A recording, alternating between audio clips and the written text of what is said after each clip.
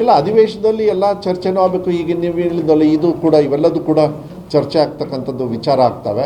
ನಾನು ವಿರೋಧ ಪಕ್ಷದವ್ರಿಗೆ ಇಷ್ಟೇ ಹೇಳೋದು, ಸುಮ್ಮನೆ ಕೂತ್ಕೊಂಡು ಕಾಲಹರಣೆ ಮಾಡಿ ಈ ಆಂಜನೇಯನ ಎಂಥ ಹನುಮ ಜಯಂತಿ ದಿವಸ ಕೋಳಿ ಯಾರು ತಿಂದರು ಇದನ್ನೆಲ್ಲ ಬಿಟ್ಟು ತಿನ್ನೋರು ತಿಂತಾನೆ ಇರ್ತಾರೆ.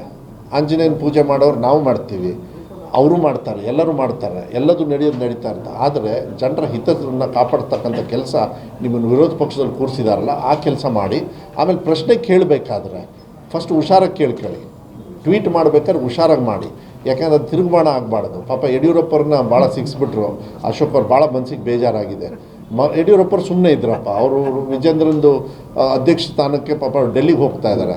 ಇಲ್ಲಿ ನೋಡಿದರೆ ಮೋಸ್ಟ್ಲಿ ನನಗನ್ಸುತ್ತೆ ಇದು ಮೋಸ್ಟ್ಲಿ ಅಶೋಕ್ ಹೊಟ್ಟೆ ಕಿಚ್ಚಿಗೆ ಮಾಡಿರೋದು, ವಿಜೇಂದ್ರನ್ ತೆಗಿಯೋಕ್ಕೆ ಮಾಡಿದ್ದಾರೆ ಅಂತೇಳಿ ನನ್ನ ಭಾವನೆ. ಇದನ್ನು ಹೆಡ್ಲೈನ್ಸಿಗೆ ತಗೊಳ್ಳಿ, ಯಾಕೆಂದರೆ ಮತ್ತೆ ಇವನಿದ್ರೆ ನಾವು ಉದ್ಧಾರ ಆಗಲ್ಲ ಅಂತ ಹೇಳಿ ಮೋಸ್ಟ್ಲಿ ಇದನ್ನು ಏನು ಮಾಡಿದ್ದಾರೆ, ಅದು ಗೊತ್ತಿದ್ದೇ ಮಾಡಿದ್ದಾರೆ ಅಂತ ನನಗೇನೋ ಸೀಕ್ರೆಟ್ ಮಾಹಿತಿ ಬಂದಿದೆ. ಅದನ್ನು ಚೆಕ್ ಮಾಡಿ ಹೇಳ್ತೀನಿ. ಮೋಸ್ಟ್ಲಿ ಇದು ಅಶೋಕ್ ಅವರು ಯಡಿಯೂರಪ್ಪರಿಗೆ ಕೆಟ್ಟ ಹೆಸರು ತರಬೇಕು, ಯಡಿಯೂರಪ್ಪರ ಟೈಮಲ್ಲಿ 63% ಏನು ಭ್ರಷ್ಟಾಚಾರ ಆಗಿದೆ ಅಂಥೇಳಿ ಹೇಳೋದಕ್ಕೋಸ್ಕರನೇ ಇದು ಮಾಡಿದ್ದಾರೆ. ಇಂಡೈರೆಕ್ಟ್ ಆಗಲ್ಲ, ಡೈರೆಕ್ಟಾಗೆ ಹೊಡೆದಿದ್ದಾರೆ. ನಮಗೆಲ್ಲ ಮಾಹಿತಿ ಕೊಟ್ಟವ್ರೆ ಅವರು. ಈಗ ನನಗೆ ಕೇಳಿದ್ರೆ ಸುಪಾರಿ ಅಲ್ಲ, ಕಮಿಷನ್ ಮಾತ್ರ ತೊಗೊಂಡಿರೋರು. ಯಾಕೆ ಗೊತ್ತನೋ, ಇವರೇ ಅವಾಗ ಎಂಥದ್ದು ಡೆಪ್ಟಿ CM ಇದ್ದವರು, ಇವರು ಕಮಿಷನಲ್ಲಿ ಪಾಲ್ದಾರರೇ.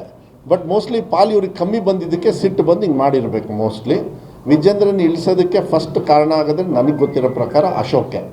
ಯಾಕೆಂದರೆ ಲೋಕಾಯುಕ್ತರದ್ದು 19ನೇ ಇಶ್ಯೂನ ತೊಗೊಂಡಿದ್ದಾರೆ, ಅದು 2019ರದ್ದು ಗೊತ್ತಿದ್ದು ಮಾಡಿದ್ದಾರೆ ಅಂಥೇಳಿ ನನ್ನ ಭಾವನೆ. ಯಾಕೆಂದರೆ ಅಶೋಕ್ ಅವ್ರು ಭಾಳ ಬುದ್ಧಿವಂತರು, ವಿರೋಧ ಪಕ್ಷದ ನಾಯಕರು ಭಾಳ ಬುದ್ಧಿವಂತರು. ಇಡೀ ರಾಜ್ಯದಲ್ಲಿ ಅವರಂಥ ಬುದ್ಧಿವಂತರು ಇನ್ಯಾರೂ ಇಲ್ಲ.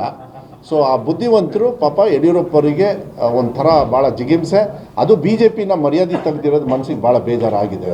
ಅದಕ್ಕೆ ಇನ್ಮೇಲಾದರೂ ಅಶೋಕ್ ಅವರು ಹುಷಾರಾಗಿ ಅವ್ರ ಪಕ್ಷನ ಕಾಪಾಡ್ತಕ್ಕಂಥ ಕೆಲಸವನ್ನು ಮಾಡಲಿ, ನಮಗೆ ಒಳ್ಳೊಳ್ಳೆ ಪ್ರಶ್ನೆ ಹಾಕಿ ಉತ್ತರವನ್ನು ತಗೊಳ್ಳೋದು ಮಾಡಲಿ ಅಂತೇಳಿ ನಾನು ಭಾವಿಸ್ತೇನೆ.